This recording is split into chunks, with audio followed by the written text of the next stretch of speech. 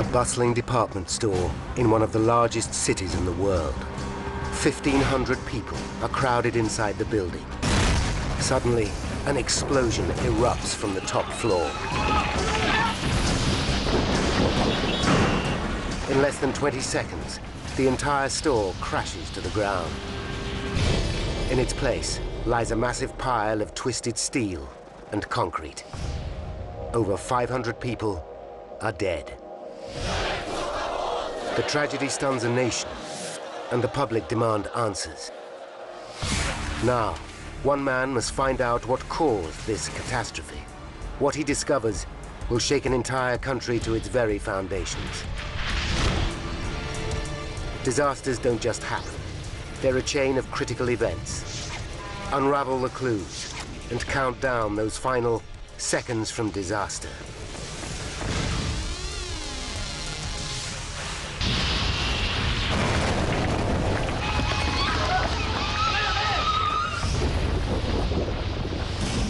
"1,500 people are crushed under 42,000 tons of rubble.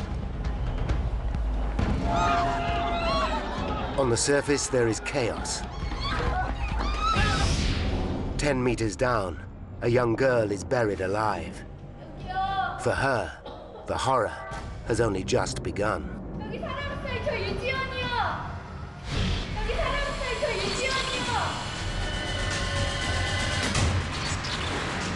South Korea, Seoul, 1995. It's a hot summer in this booming capital city.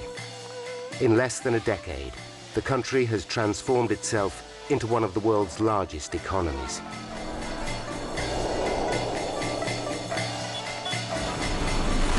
The sudden wealth has led to a massive increase in construction. In Seoul, at least 10 high-rise buildings go up every week. But a shadow looms over this nation. Its neighbor, North Korea, lies just 40 kilometers from the capital. Close enough to put Seoul within range of artillery shells from one of the last surviving hardline communist countries. The relationship between the two has long been violent. In 1983, North Korean militants detonated a bomb, killing 17 South Korean officials. 4 years later, the communists are accused of destroying a South Korean airliner in mid-flight, killing 115. June 29th, it's 7 a.m. Seoul's 10 million residents start another busy day. Amongst them is 19-year-old Park Seung-hyun. Park's dream is to be a schoolteacher. In order to pay for her tuition fees, she works as a shop assistant. This evening, Park plans to meet her best friend, So Hee-jin. The two women have known each other since they were 4. Park was like a sister to me. She was very outgoing and very kind. We had planned to meet in a coffee shop after she finished work. Park works in the Sampoon Superstore, one of the most prestigious and exclusive retail outlets in South Korea. The building employs 1,000 staff, serving 40,000 customers every day. It turns over the equivalent of $4 million a week and sells everything from the latest electrical gadgetry to designer fashion. Built in the late 80s from reinforced concrete, the complex has 4 basement levels and 5 stories above ground. It stands on 15,000 square meters of real estate in the city's exclusive Gangnam district. The area was once a landfill site and the city's waste dump. Now, in a remarkable turnaround, it's one of Seoul's most affluent areas.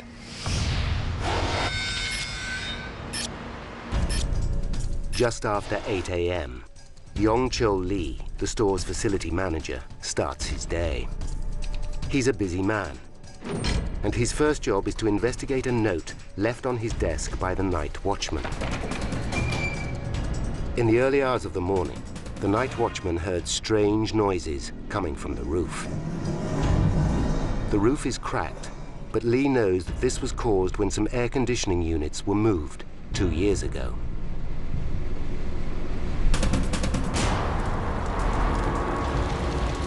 Building safety is a major concern in South Korea. The country has recently been shocked by several appalling tragedies. 2 gas explosions and a bridge collapse have killed nearly 150 people. In all 3 cases, poor building practices were to blame. In the aftermath, the nation started to question the price of their economic growth. To restore confidence, the state puts into place a series of rigorous inspections for all public buildings. Sampoon's just passed its regular safety inspection. It's 10:02 a.m. Park is already busy at work in the children's clothing department.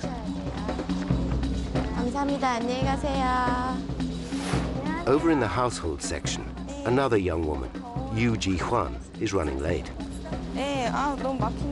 This is her first job since leaving school.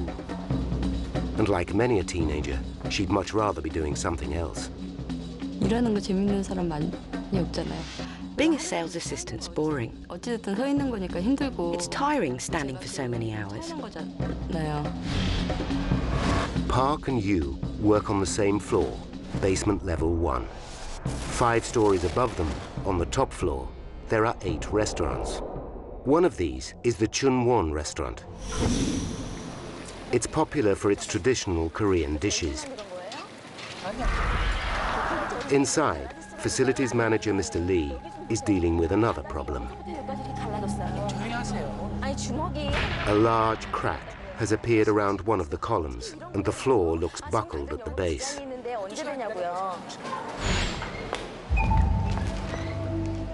Lee takes decisive action and closes the restaurant. Construction signs are put up, and access to the area is blocked off. Lee knows that gossip spreads quickly in Sampoon, so he cautions the restaurant's workers to say nothing. As midday approaches, the store gets busy. Then customers on the 4th floor hear a disturbing sound.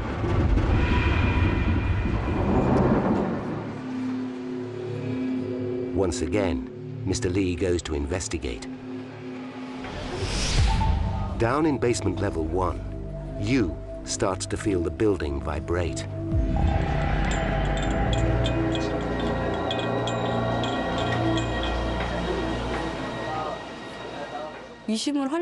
Maybe I'm a bit foolish, but I don't sense that there's anything wrong. 12:30 p.m.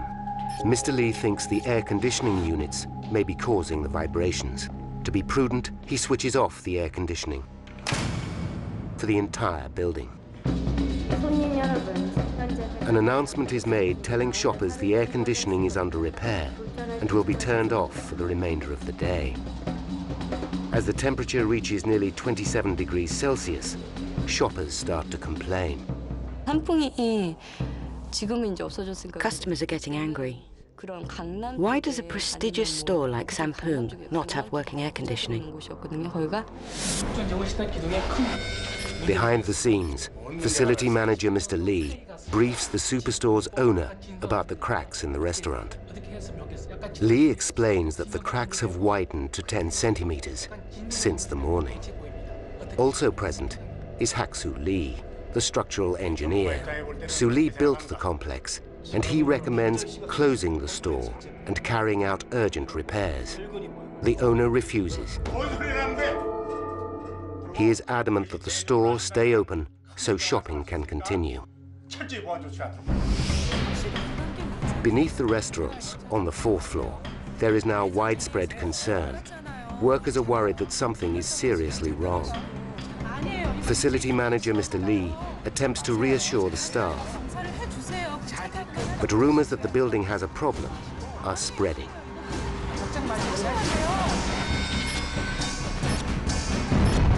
Then, at 5:40 p.m., a loud bang is heard from the top floor. This time, the ceiling shifts. Unknown to Park, Yoo, and more than 1,500 other people, the building is on the edge of catastrophe. at 5:47 p.m. An even louder bang is heard from the top floor. But 5 stories below, Yu and her co-workers feel nothing. A massive blast rocks the entire building. Emergency alarms are immediately set off. On the upper floors, staff and customers panic and run for the exits. The 5-story Superstore finally gives way.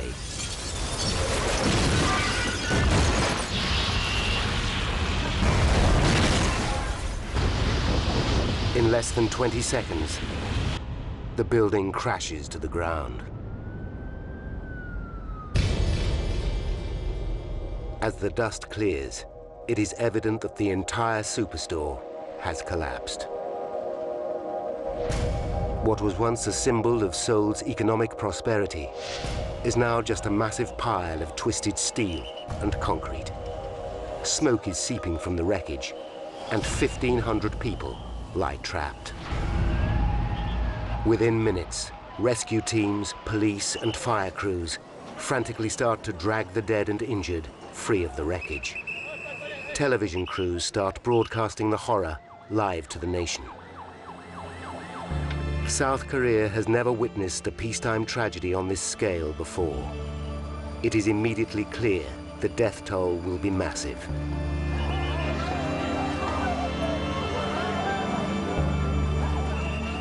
The disaster site is a scene of utter chaos.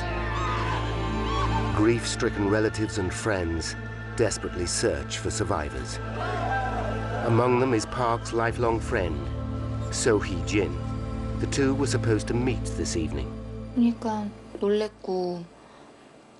I am shocked. So many injured and bleeding. The dead being carried away. So knows that her best friend must be somewhere in the collapsed building. I start scrambling at the rubble with my hands. I keep digging. I don't know why I'm doing it. I just need to do something.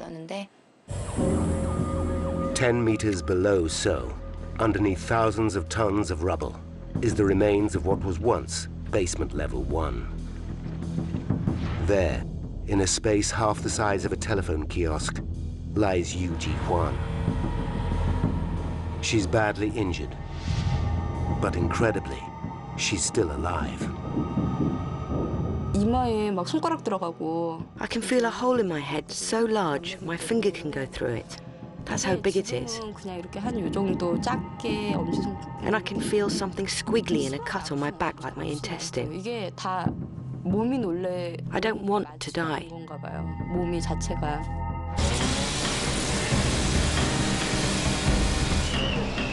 The scale of the rescue operation is massive. 1,000 rescue workers and volunteers desperately try to free the bodies from the wreckage. By nightfall, more than 30 cranes and diggers arrive to speed up the rescue.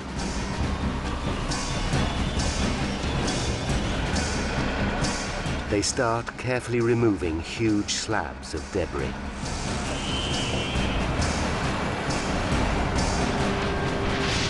By early next morning, over 200 people have been brought out alive.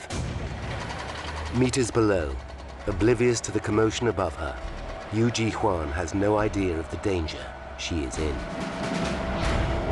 깔끔하게 폭삭 딱이었거든. 근데 그때 제가 생각했지. As I look around, I think it's just a wall that's collapsed on me. 참황당한 게 그 사람. I try calling out, but there's no answer. 안에 무슨 컵.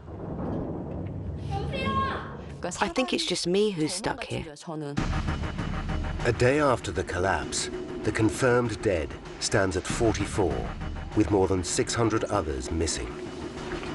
Thousands of tons of concrete and steel hang dangerously over the site. Many willingly risk their lives to free victims from the wreckage. The north face of the building is tilting perilously and looks like it may fall at any moment. By the end of the second day, the danger is just too great, and officials are forced into a terrible decision: to abandon the search for survivors.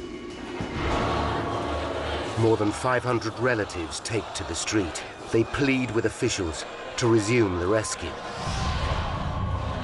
In the protest, scuffles break out with riot police. Calling off the search now would be a death sentence for you and countless others trapped in the wreckage.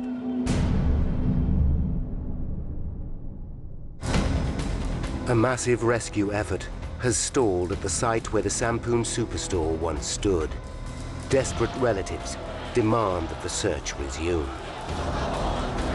By the morning of the third day, engineers stabilize the north wing with cables, and the rescue operation starts once again. Within hours, a young woman is extracted from the wreckage, but it's not Yu Ji-hwan. Exhausted and bleeding, the survivor is rushed to hospital. She dies later that day. For Yu, trapped for over 72 hours, her chances of survival are falling. I think a lot about the short life I have had. All of those close to me, my friends, and especially my mother.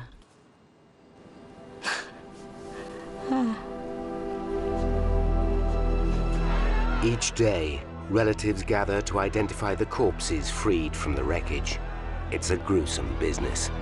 Park Sen-hyun's friend So is there. She sees a photo that strikes fear in her heart. The picture shows a decapitated corpse. It is wearing the same ring Park had on. I pray it is not her. But at the hospital, So discovers the ring is different. The corpse is not her friend. It's so good when I realize it isn't Park. I know she could still be alive.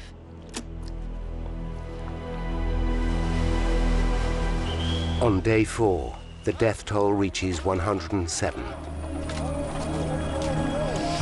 But still, rescue workers know many more are missing. As the days go by, the rubble is constantly compressing, crushing those trapped inside. The wall above Yu is now just centimeters from her face. By chance, she finds a knife beside her. I think about killing myself. I can't take the horror anymore. But then I realize that actually it's very easy to become very selfish and not think of the effect it would have on the people I love. Day after day passes as body after crushed body is found. Then, after a week, the authorities decide there is little hope. Without water, a person can only survive for about 3 days in 30-degree heat. For relatives, the announcement is a desperate blow. The rescue effort turns into a recovery operation. Heavy machinery moves in to clear the tons of rubble from the disaster site. Another 5 days go by, and nearly 21,000 tons of wreckage are cleared. Then, just after 3:30 in the afternoon, 12 days after the collapse, there is an astonishing discovery. Around by my foot, suddenly it just opens up. There is a hole. Yu Ji-hwan is found, alive. And I can hear a voice asking, is there someone in there?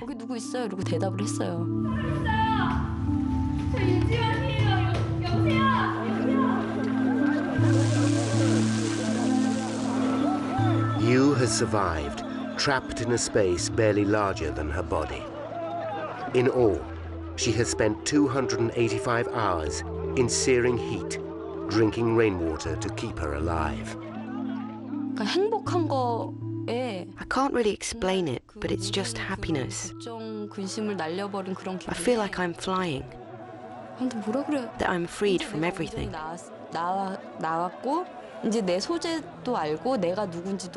Everyone knows who I am. And even if I die now, everything I've worried about has been taken away. Yu is rushed to hospital and put into intensive care. She has lost more than 10% of her body weight, but her other injuries turn out to be relatively minor. In total, 937 people are seriously injured. But amidst the wreckage, 502 are dead. Tears turn to anger. Why did a modern reinforced concrete building that had stood for over 6 years collapse? What kind of catastrophe could raze it to the ground in less than 20 seconds? And who, if anyone, is to blame? Now, by rewinding the events of that day and by going deep into the investigation, we can reveal exactly what caused the worst building collapse in the history of South Korea.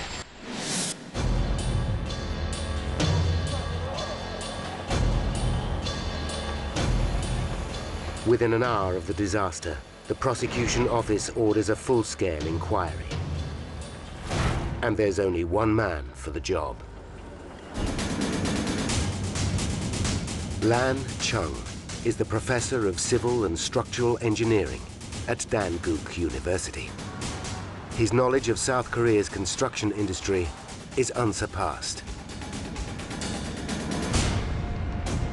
But as Professor Chung arrives at the disaster site, he is not prepared for what he sees.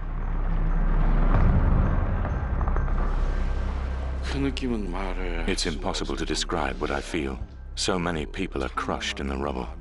It's a huge shock.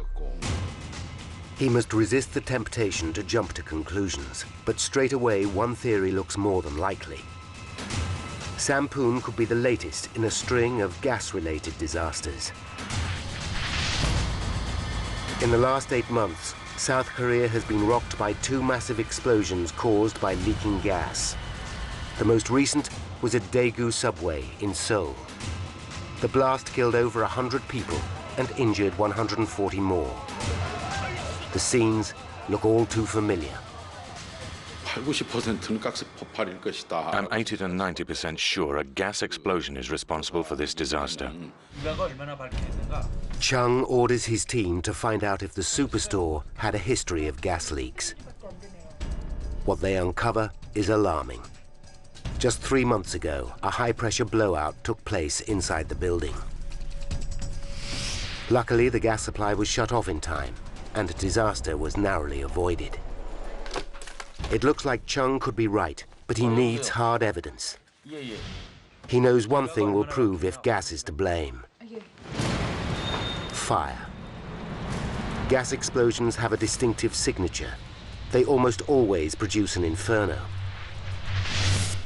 But although parts of the building are ablaze, the thick smoke is not the evidence Chung needs.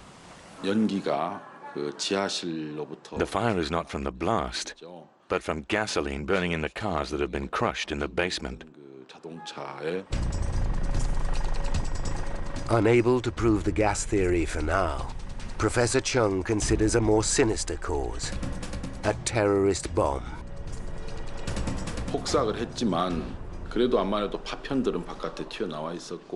An explosion damaging the interior columns of the building could have caused this.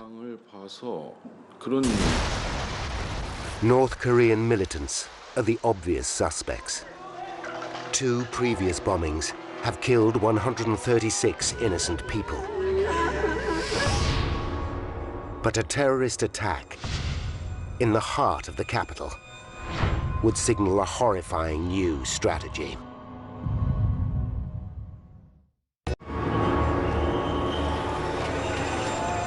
Investigator Professor Lan Chung examines whether the disaster at the Sampoon Superstore has been caused by a terrorist bomb. It bears a striking resemblance to another shocking event half a world away, in the USA. On April 19th, 1995, just 10 weeks ago, a terrorist bomb blew up the Murrah Federal Building in Oklahoma City. 168 people were murdered. Could the disaster at the Superstore be a similar case, where a bomb triggers a large-scale collapse? The two buildings were of similar construction, so is there anything to learn from the American investigation? One of the first things I try to do is imagine how the collapse progressed, how the building got from a state standing up, ordinary state, down to a pile of rubble on the ground. Glenn Bell has been a structural engineer for 30 years.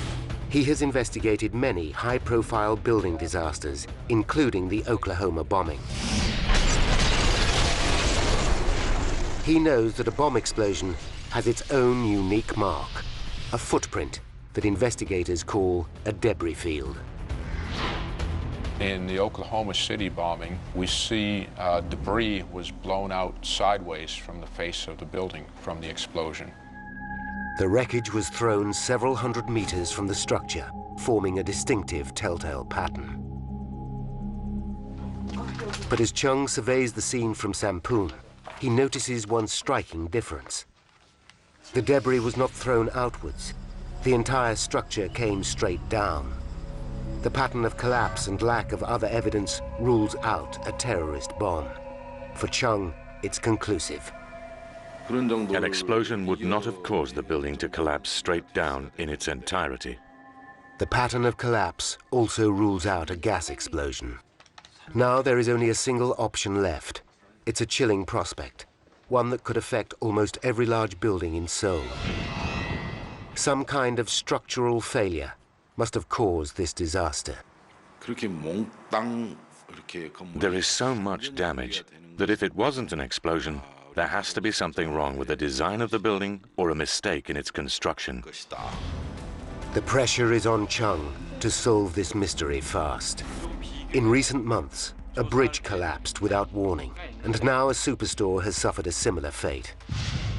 How many other thousands of buildings and perhaps millions of lives are in danger? Has the rush to build in this booming economy left a terrible legacy? Chung begins a process of elimination.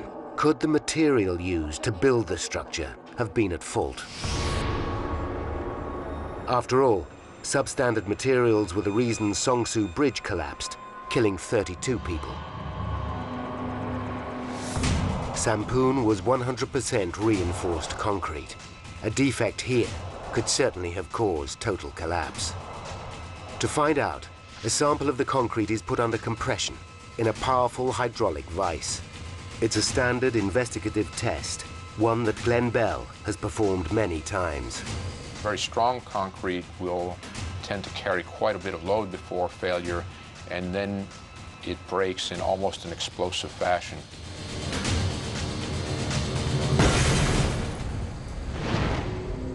But if, on the other hand, the concrete crumbles, then it was either mixed or formulated incorrectly.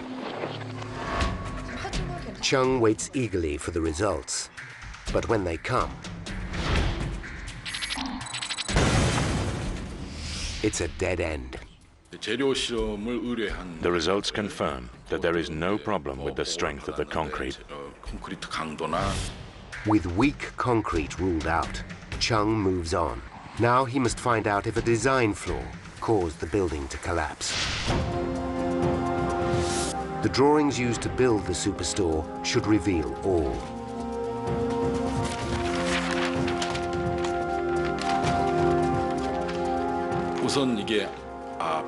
The drawings show the Superstore was built using a technique called flat slab construction. Flat slab construction is a common way to build multi-story buildings. Concrete columns support the weight of each level, and for extra strength, steel bars are cast inside each one. More steel is used inside the floor slabs to strengthen them too.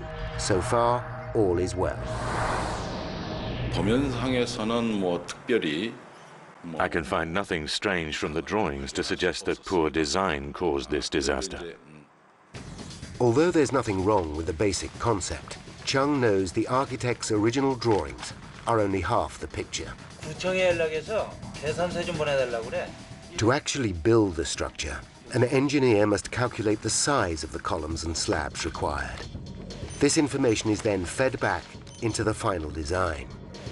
Trained investigators know that this last phase is where mistakes can be made. As Chung compares the engineer's calculations with architect's drawings, he finds a disturbing discrepancy. 구조 계산서에 구조 캘큘레이션이 나와 있는 I notice the diameter of the columns is reduced on the drawings. When I see this, I immediately know something is seriously wrong. 축소가 돼 있었던 거예요. The engineer worked out that the columns needed to be 80 centimeters in diameter. On the drawings, they are only 60. The key question now is, how was the building actually constructed? Could it simply be a mistake on the drawing board?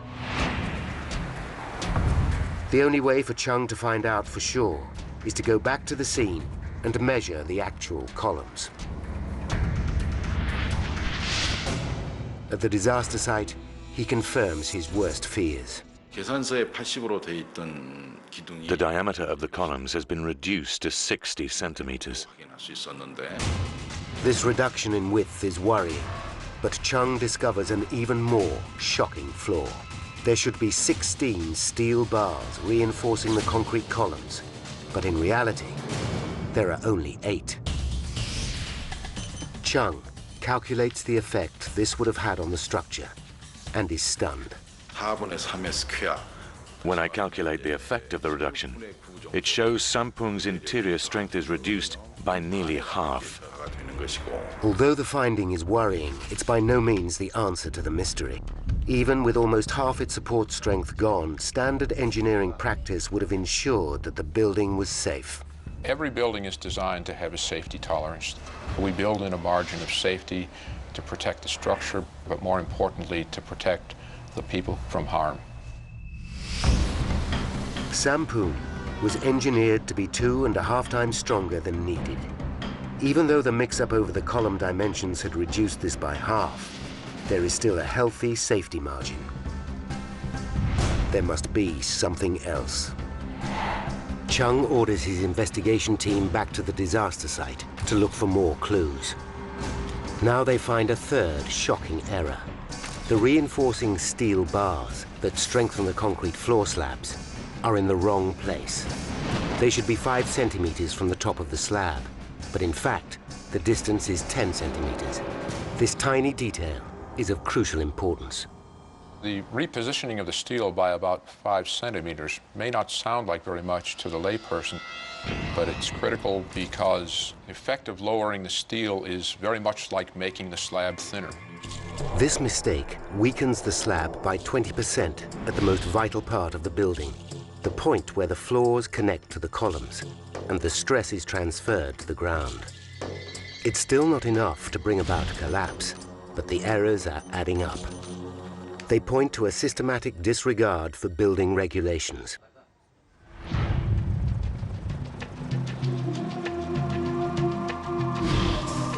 Chung directs his suspicion towards Sampung's managers, all of whom survived the collapse. South Korean law enables the prosecutor's office to arrest the owner, chief architect, CEO, and facilities executive under suspicion of professional negligence. They are paraded on television. Then Professor Chung interrogates them. 증인들은 이제 우리가 조사하는데 아주 Talking to these witnesses is very important. I need to understand the history of the complex. 구분해 볼 수가 있습니다. Chung discovers that the Superstore was originally designed to have only 4 floors above ground. But halfway through construction, the management decided they wanted more space and demanded a 5th level to be built. The construction company refused, saying the structure would not support another floor. The contractors were fired. The management then hired its own in-house construction company to finish the job. It's an extraordinary example of how commercial pressures in Seoul's booming economy are riding roughshod over all other considerations. Next, Chung calls in the building's facility manager, Mr. Lee. Lee has even worse to tell. He explains that the controversial fifth floor was originally conceived as a roller skate rink. But late in construction, the management changed their minds again and decided they wanted the floor to house 8 restaurants. This seemingly innocuous detail is vital. In Korea, diners traditionally sit on the floor, and so restaurants install underfloor heating. To fit this heating, the floor must be thickened, which adds to its weight. As soon as I know the roller skate rink was changed to a restaurant floor, I know the building was in trouble. Chung works out that installing the underfloor heating must have put yet more stress on the vital connections on the 5th floor. Mr. Lee confirms that they were under enormous stress. Lee had seen the cracks with his own eyes and had photos taken. Mr. Lee tells me about a problem on the morning of the collapse. A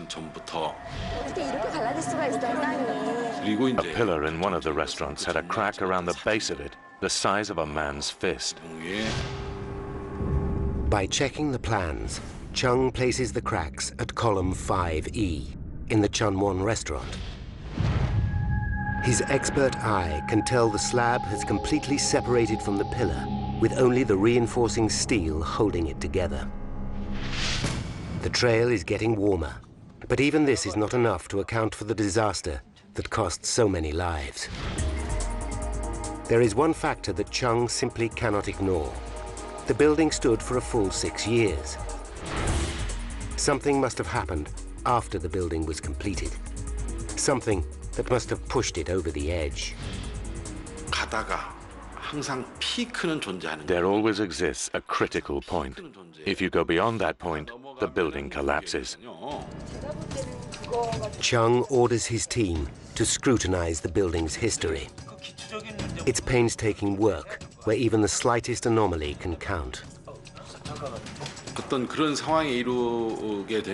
It can take a long time for a building to reach the critical point before it collapses. But then sometimes you just need a drop of water, one drop of water, and the destruction starts. Finally, Chung gets a lead. 2 years before the collapse, 3 large air conditioning units situated on the roof had been moved. Neighbors on the east side had complained that they were too noisy. This could be Chung's missing link. Again, he quizzes facility manager Mr. Lee. The facilities manager confirms the air conditioning towers were moved. He has photographs showing this. Again, the photographs reveal cracks on the roof. But it's how the units were moved that grabs Chung's interest. Mr. Lee tells me that the air conditioning units had been dragged across the roof. This is very worrying. This latest detail is extraordinary. It provides the key to exactly how the building collapsed. And as a direct result, Professor Chung's investigation will call into question the safety of almost every building in South Korea. Investigator Lan Chung is close to discovering what caused the disaster at the Sampoon department store. He has found that 2 years before the collapse, 3 large air conditioning units were repositioned. They should have been lifted into their new position, but instead they were put on rollers and dragged across the roof. Dragging them was a terrible mistake and has clearly made the whole roof unstable.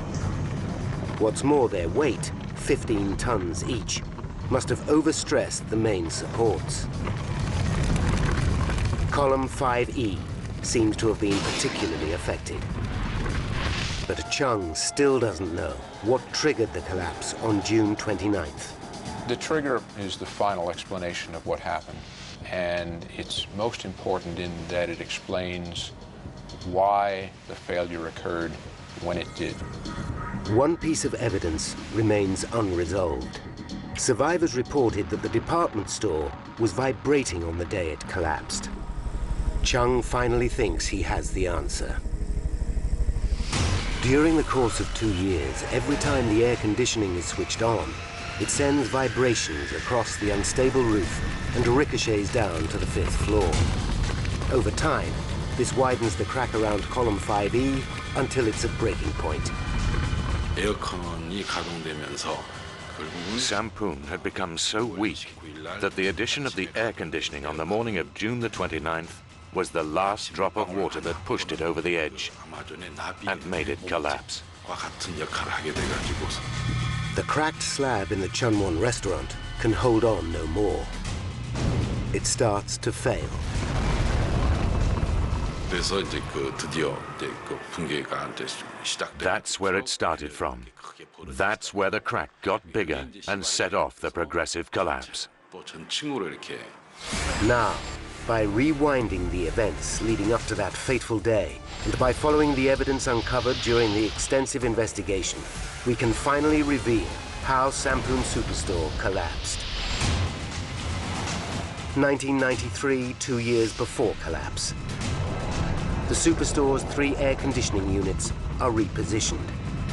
They are put on rollers and are dragged across the roof. Cracks form in the roof slabs, and the main support columns are forced downwards. Column 5E takes a direct hit, and cracks appear at the point where the column meets the 5th floor. June 29th, 1995, just under 9 hours until disaster. Facility manager Mr. Lee is called to the Chunwon restaurant to examine a large fracture that has appeared in the floor. Unknown to Mr. Lee, vibrations from the air conditioning units are now radiating across the cracked roof and down through the column 5E to where it connects to the 5th floor slab. The fracture in the Chunwon restaurant opens up. 6 hours to disaster, and the first of several large bangs erupt from the 5th floor. The vibrations from the air conditioning units are forcing the crack to widen further. After reports that the whole building is now vibrating, Mr. Lee switches off the air conditioning. But it's too late. The crack in the Chunwon has widened to 10 centimeters. 52 minutes to disaster. Sampoon is now packed with shoppers. 20 seconds before disaster, a massive boom sends shockwaves through the building. Shoppers panic and run for their lives. The 5th floor slab around column 5E can hold on no more and finally gives way.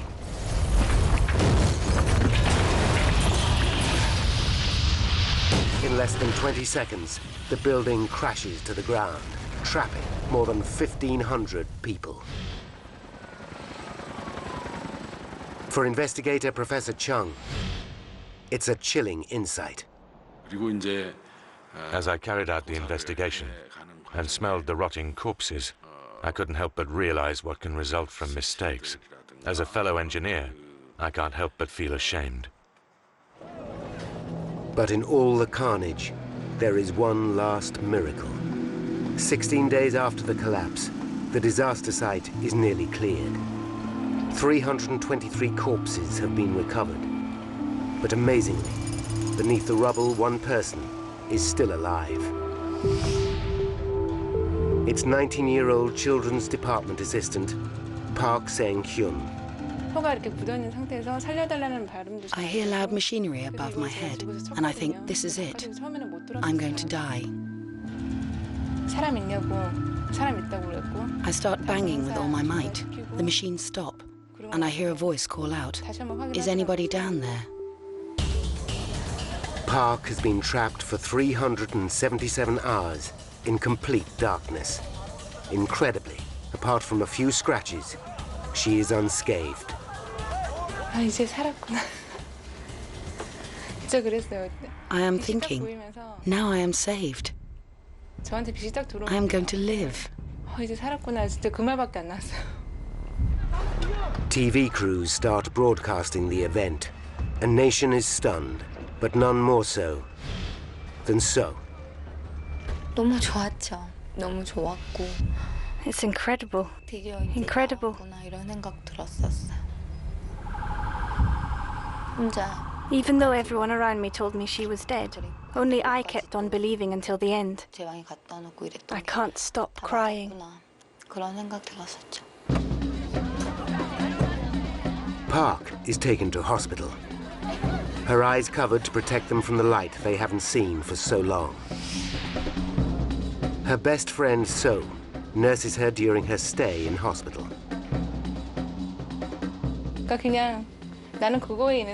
Although I suffered, I just think I am very lucky to have survived.